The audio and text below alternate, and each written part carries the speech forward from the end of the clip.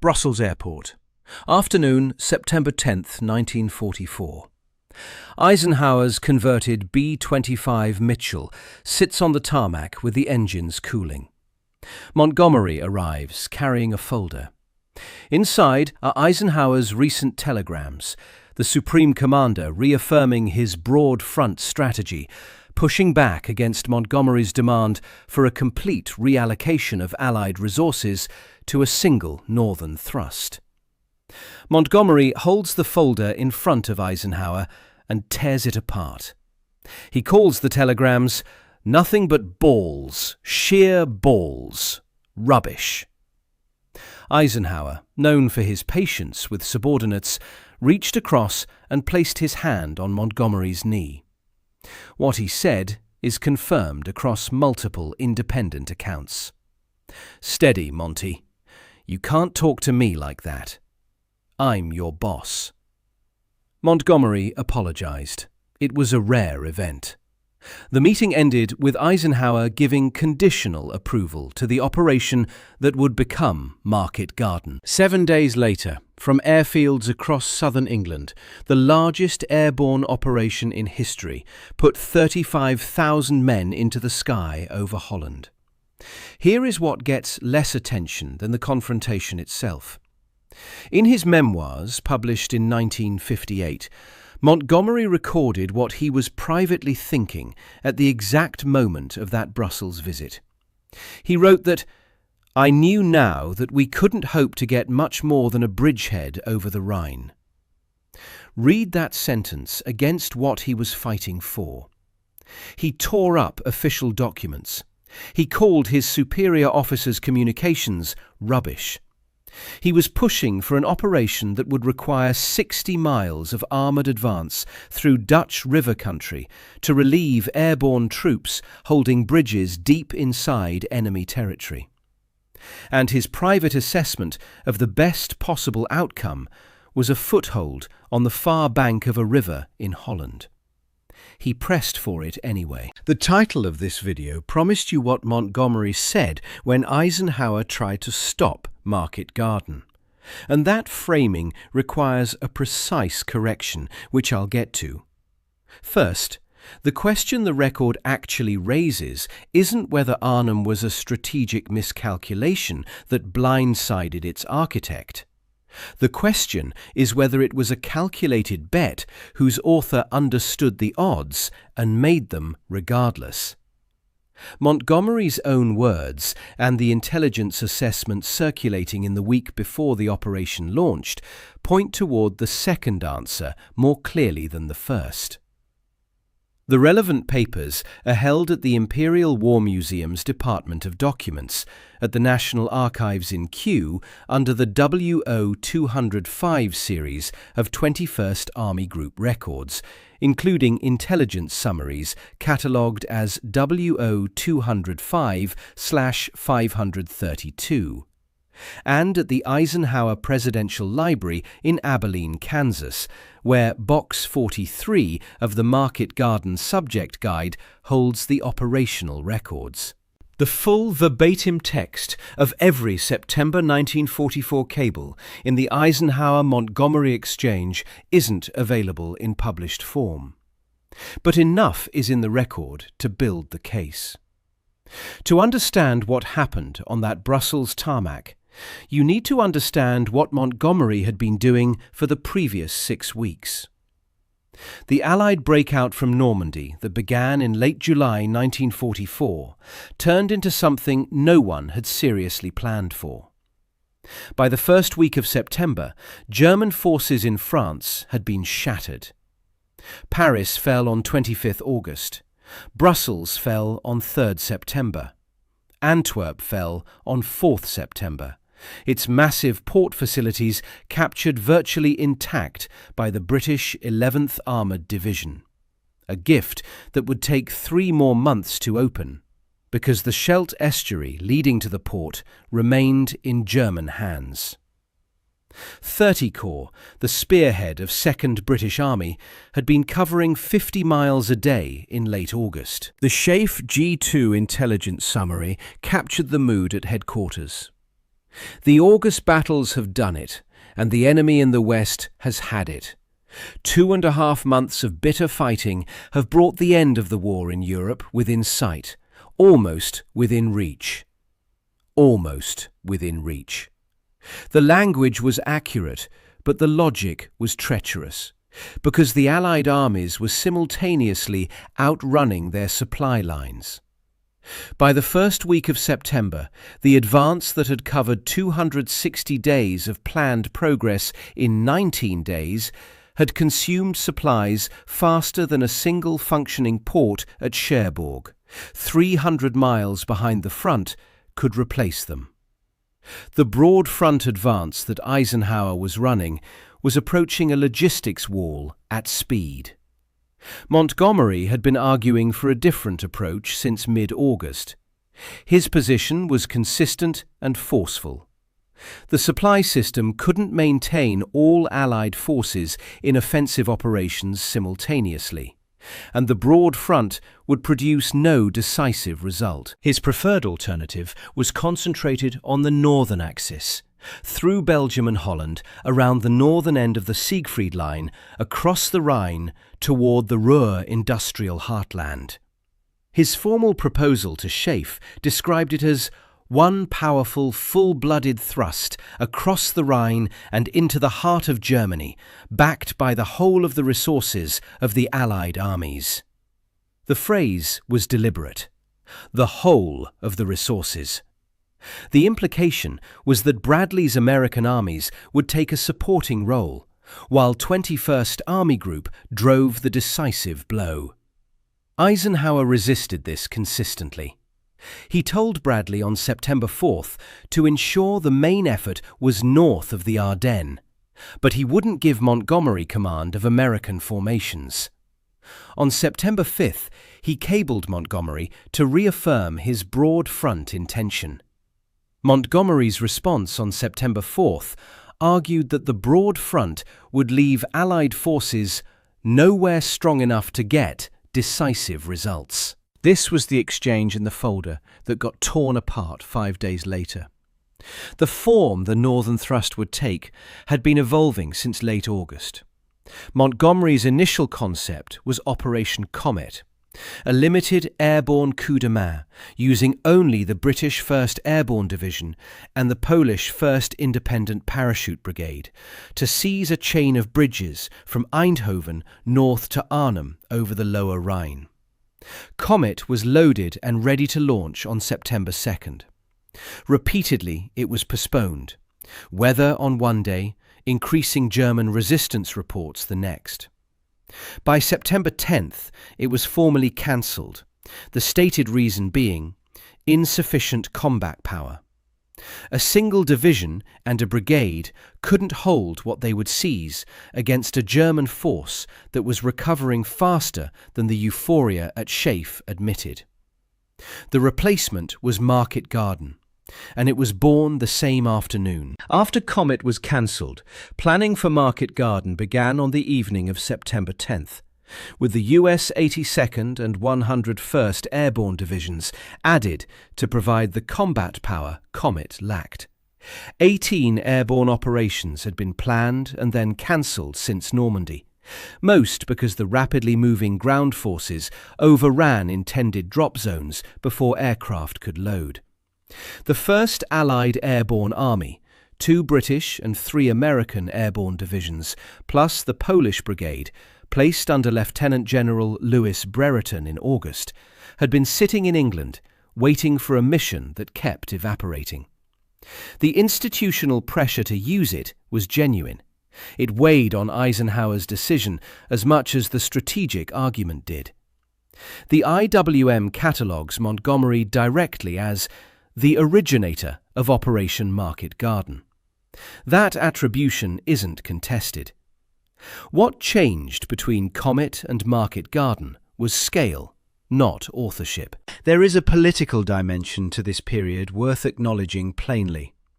On September 1st, 1944, the same day Eisenhower assumed direct command of all Allied ground forces, Montgomery was promoted to Field Marshal.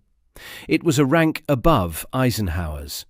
It was also a consolation prize. The change in command meant that Bradley, who had been Montgomery's subordinate, was now his equal. Montgomery resented this deeply and openly.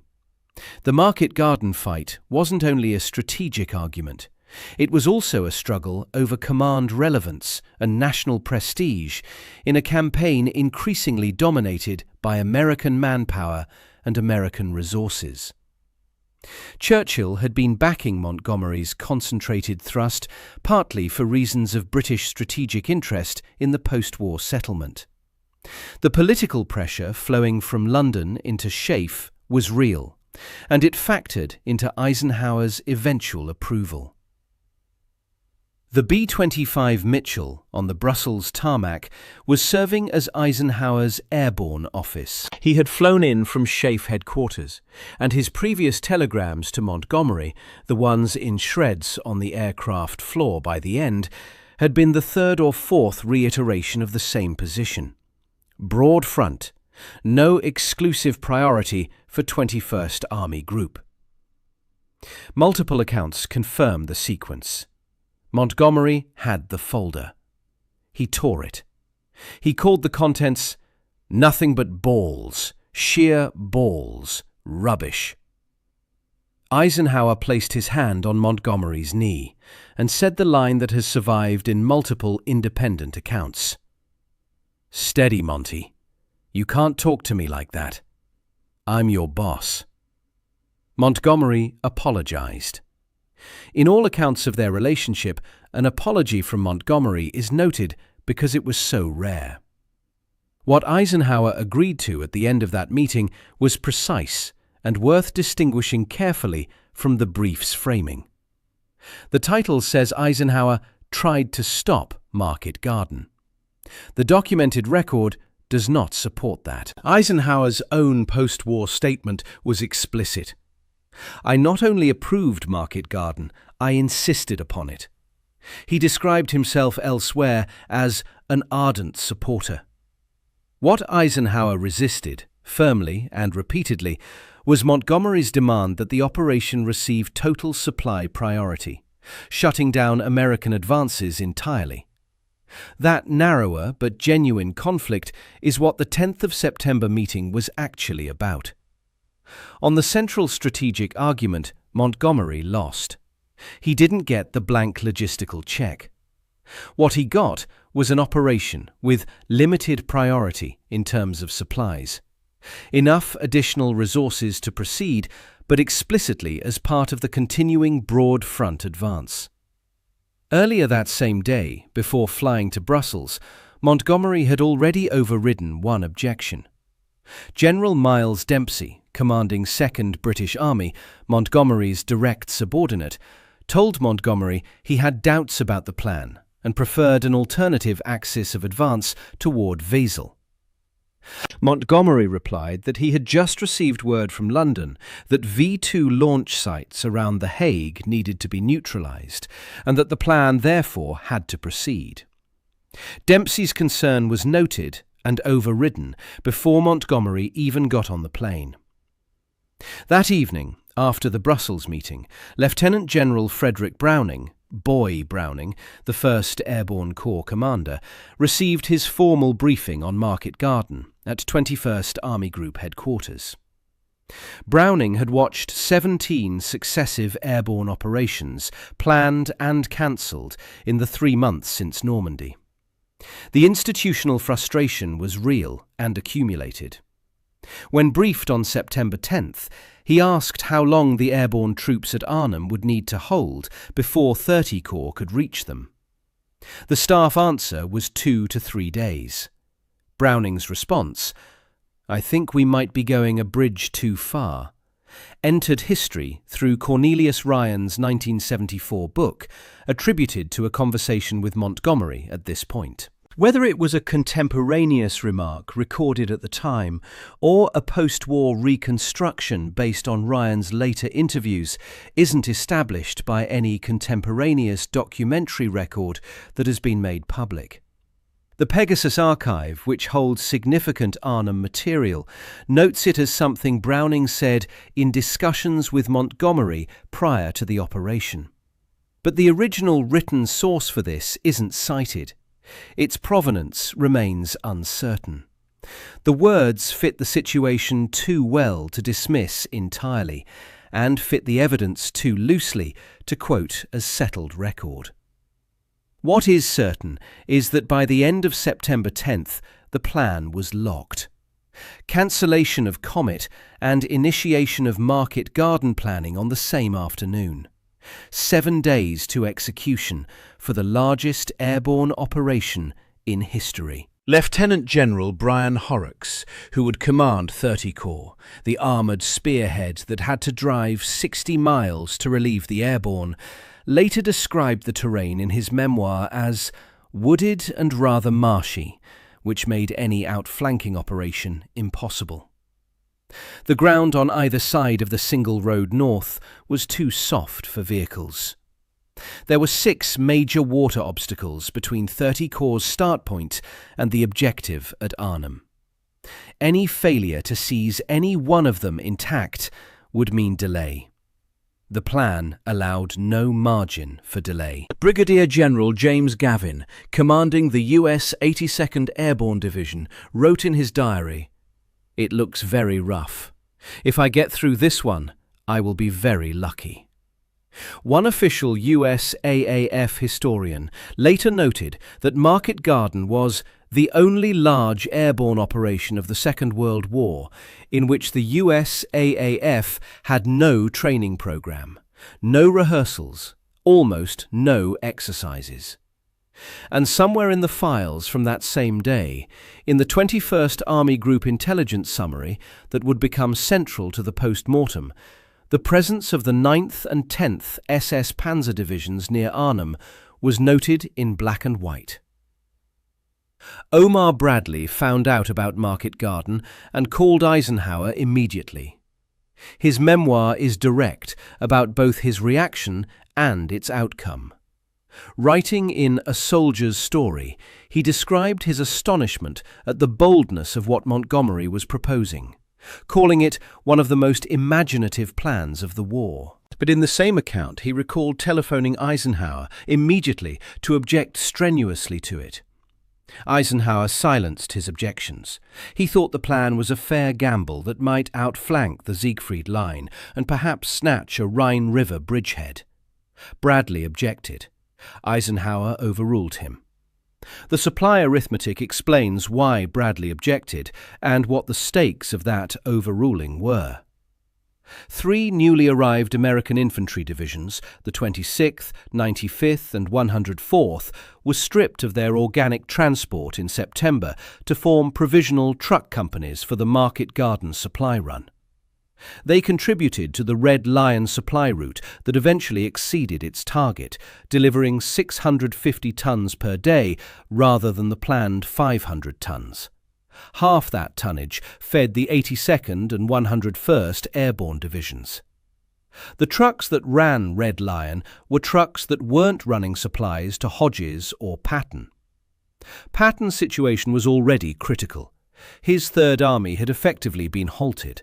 When the Market Garden supply priority took effect, what little slack existed in the logistics system tilted further north.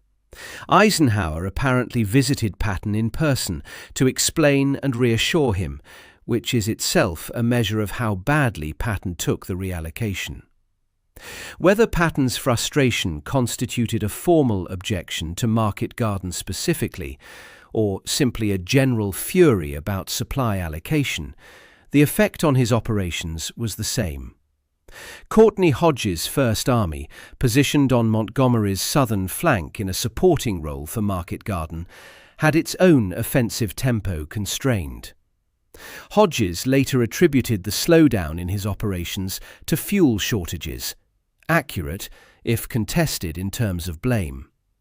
What limited priority translated to in practice was an additional 1,000 tons per day via aircraft and trucks for Montgomery's sector, plus a temporary supply precedence for the operation's duration. It was real. It wasn't everything Montgomery had asked for. He had called for the whole of the resources of the Allied armies. He received a supplement within a framework that still had Patton moving, still had Hodges advancing, and still had Eisenhower holding strategic direction. The argument about whether it was enough ran straight into October.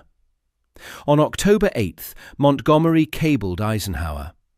"We have tried since September 4th to advance on both fronts, and we have failed." Eisenhower responded 13 days later that Market Garden was given every support that logistics permitted. The exchange wasn't really about logistics. It was about who bore responsibility for the failure at Arnhem, and both men knew it. By the time the last aircraft lifted from English airfields on the morning of September 17th, the intelligence community had been trying to get attention paid to the Arnhem area for more than a week.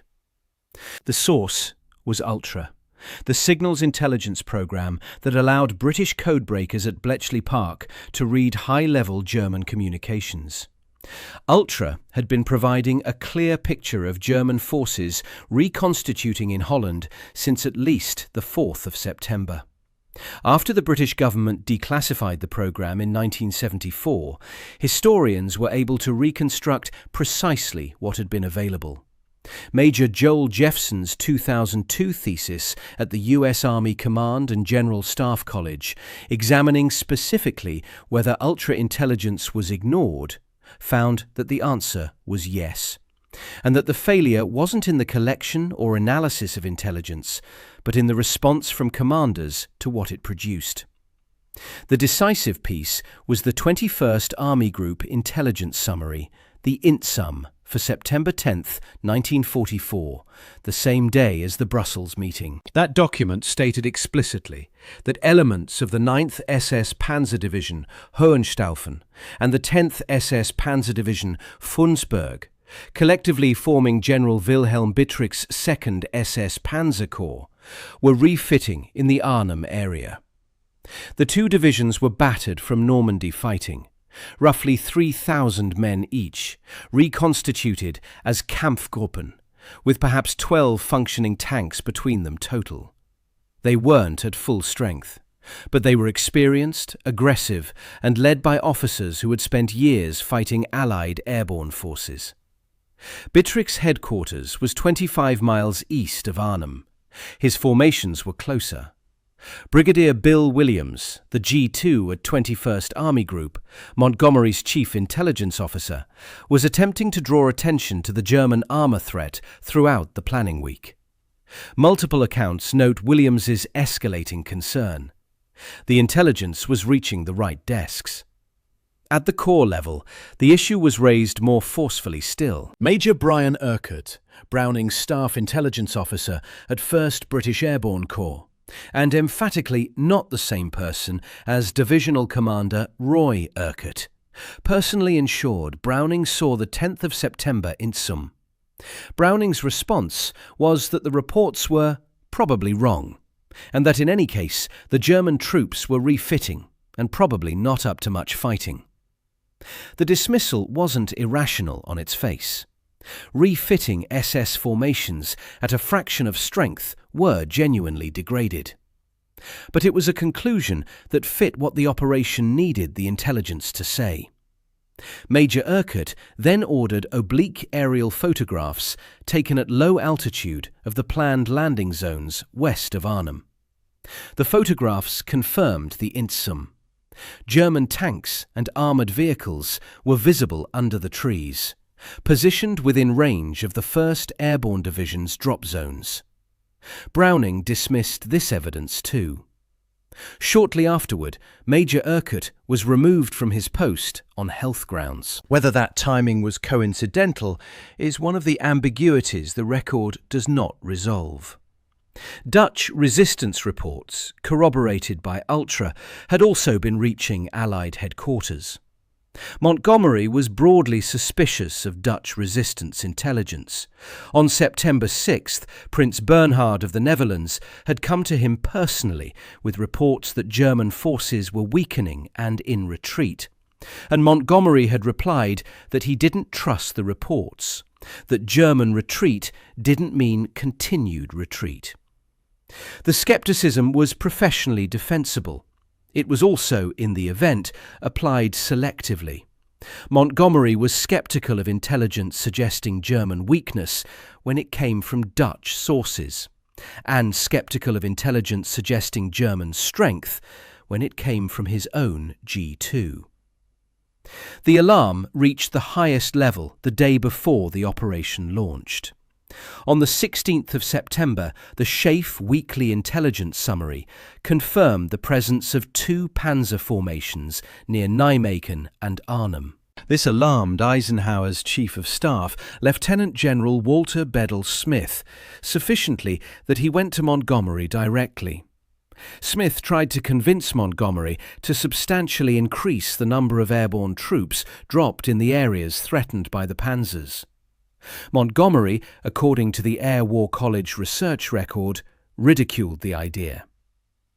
Major General Roy Urquhart, commanding the 1st Airborne Division that would land at Arnhem, had been told by Browning before the operation that his men were not likely to encounter anything more than a German brigade group supported by a few tanks.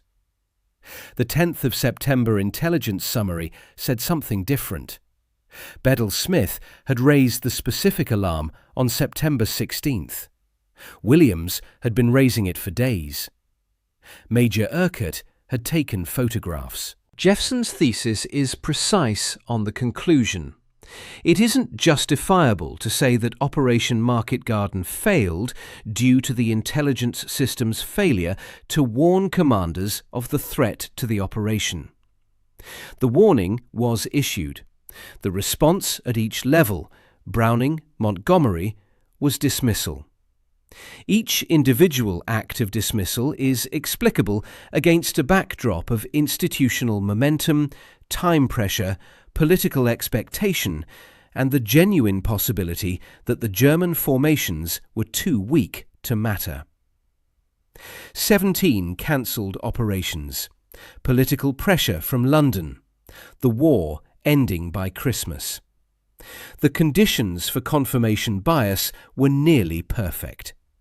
Montgomery's own intelligence officer was flagging the risk in the same week Montgomery was fighting for the operation's approval. The record shows awareness. The record shows the operation proceeded. September 17th, 1944. From airfields across southern England, 2023 transport aircraft lifted the first wave. Paratroopers, gliders, tug aircraft, in the largest single airborne deployment the war had yet seen. Over Holland, the sky turned white with parachutes. Dutch civilians came into the streets. General Kurt Student, commanding the 1st Parachute Army, watched the formations pass from the balcony of his headquarters and reportedly observed that he wished he had ever commanded such a force. By the end of the first day, the operation was running against its plan. The 101st Airborne secured most of its objectives near Eindhoven, but lost the Somme Bridge, blown by the Germans as American paratroopers ran for it. Bailey Bridge construction began overnight. The 82nd Airborne, under Gavin, secured grave and intermediate objectives, but the Nijmegen Road Bridge, the second-to-last critical crossing, remained in German hands. The Guards Armoured Division, leading 30 Corps, cracked the outer German defensive crust south of the Dutch border and reached Valkenswaard by evening, losing 9 tanks. The single road north was already being flanked on terrain too soft and too ditched for vehicles to leave the tarmac. At Arnhem, the first hours were the best hours. Lieutenant Colonel John Frost's 2nd Battalion, 1st Parachute Regiment, moved fast enough along the southern riverside route to reach the northern end of the Arnhem Road Bridge by evening. Roughly 750 men taking up positions in houses at the bridge ramp. A German pillbox on the far side prevented them from crossing. But they were at the objective. No other British battalion got near it. An SS training battalion under Major Sepp Kraft, caught working in the woods near the landing zones, grasped the situation immediately and threw 435 men into a blocking position across the route to Arnhem. The 1st and 3rd Parachute Battalions were slowed and then stopped. Radio equipment failed almost immediately. The SCR 300 sets on which the division depended proved unable to reach through the terrain.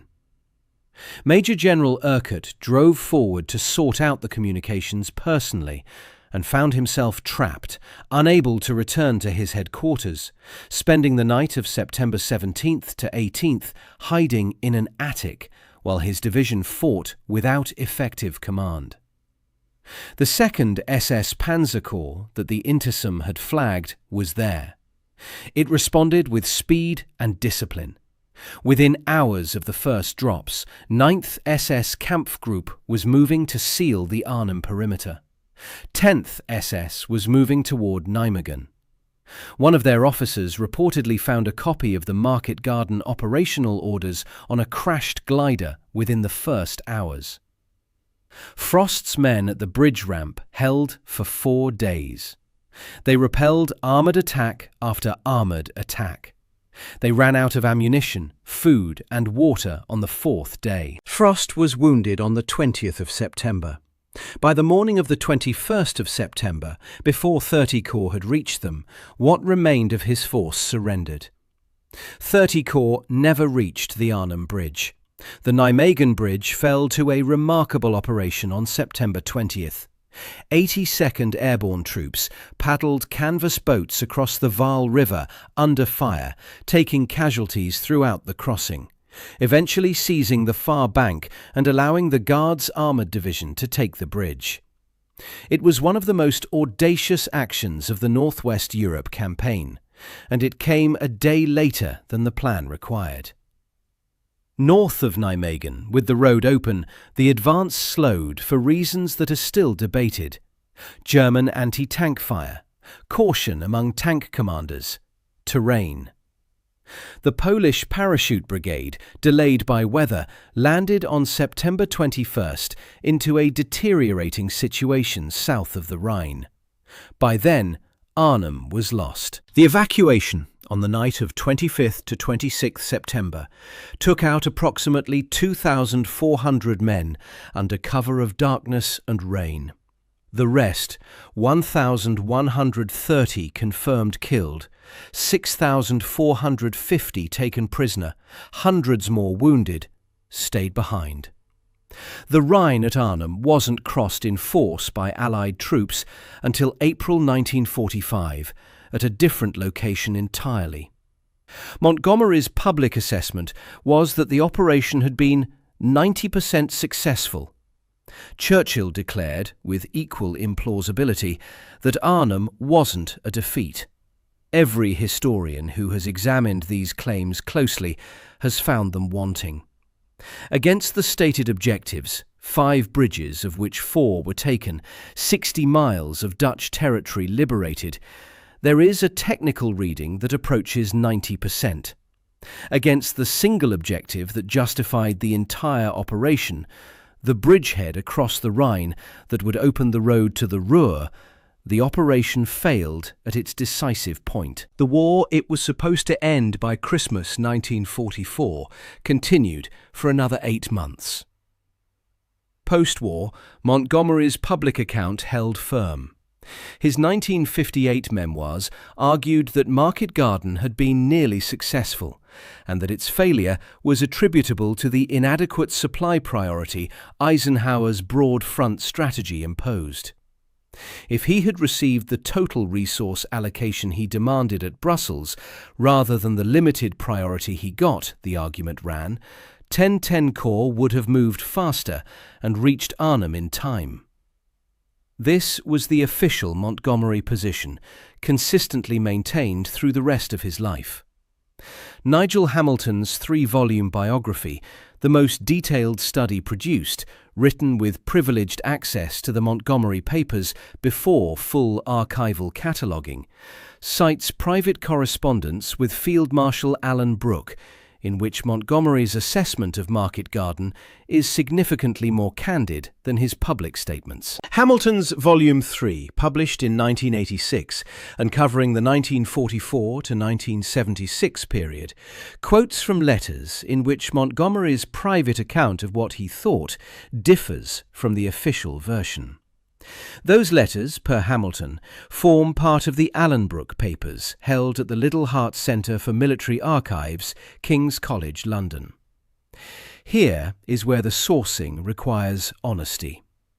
Carlo d'Este, the American military historian whose studies of Patton and the Normandy campaign are among the most rigorous in the field, has challenged aspects of Hamilton's interpretation and sourcing of the Brooke correspondence. d'Este was willing to dispute Montgomery's official accounts. His own work challenged the veracity of Montgomery's memoirs on other questions. But his challenge to Hamilton concerns the post-war Brooke letters specifically. The precise nature of that challenge isn't fully described in accessible secondary literature. It may concern the letter's selective quotation by Hamilton, or methodological disagreements about reading post-war private correspondence back onto wartime decisions, or questions of archival access. What d'Este's challenge establishes is that the most candid private admissions attributed to Montgomery through Hamilton should be treated as provisionally sourced rather than definitively confirmed. Researchers who want to adjudicate this need access to the Allenbrook papers at King's College and the Montgomery collection at the IWM. The IWM holds his personal diaries. The Little Hart Centre holds Brooke's. The honesty is the point. This kind of archival work does not advance by papering over provenance disputes. Hamilton had access that others lacked. d'Este challenged how that access was used. Until the primary papers are comprehensively cross-referenced, the Hamilton-sourced private admissions are a piece of the case, not the whole of it. What is beyond dispute on provenance grounds, because it comes from Montgomery's own published memoirs, is the single sentence placed at September 10th, 1944. He knew he couldn't hope for more than a bridgehead. That sentence was written in 1958 by a man constructing a defense of his reputation. He could have omitted it. He included it because, in the context of his larger argument that Eisenhower's supply constraints limited the operation, the admission reads as a statement about what success realistically looked like, not as a confession that he pressed forward knowing failure was likely. In that framing, it was intended to seem modest. Read against the full record, against the 10th of September intelligence summary, against Browning's dismissal of the photographs, against Bedell Smith's warning one day before launch, against the 90% claim made afterward, it reads differently. 14 years after Arnhem, writing in London, Montgomery placed that admission into a book he controlled entirely. He was writing for his own defense, and still he put it there. He knew, at the moment of decision, that he couldn't hope to get much more than a bridgehead over the Rhine. The title this video promised requires the correction it received. Eisenhower didn't try to stop Market Garden. He approved it, described himself as having insisted upon it, and overrode Bradley's formal telephone objection to it. What Eisenhower resisted was handing Montgomery the complete reallocation of Allied resources that Montgomery demanded. On that specific fight, The fight over total supply priority versus limited priority, Montgomery lost. He got enough to proceed. He didn't get everything. What Montgomery said in that meeting wasn't a formal acceptance of responsibility. It was contempt for a superior officer, confirmed in wording across multiple accounts, followed by a rare apology, followed by a conditional agreement to proceed with less than he wanted. And what he wrote in his memoirs about that moment reveals what he privately thought the ceiling was. His intelligence officer had flagged the SS Panzer presence in the files on the same day the planning began. Browning dismissed photographs of tanks in the trees. Bedell Smith raised the alarm directly to Montgomery on September 16th. The operation proceeded. Over 8,000 British and Polish airborne soldiers were killed, wounded or captured at Arnhem. The Rhine crossing that Montgomery had argued would open the path to ending the war by Christmas 1944 didn't happen until April 1945. The gap between what Montgomery said publicly, 90% successful, and what he admitted privately, that he couldn't have hoped for more than a bridgehead, isn't a small one. His private words and his public record aren't the same document. The archive makes that plain. The most important piece of evidence in establishing it was written in his own hand, placed in his own published memoirs, at his own explicit direction. He said he knew the odds. His own record shows he did. Subscribe for more stories like this.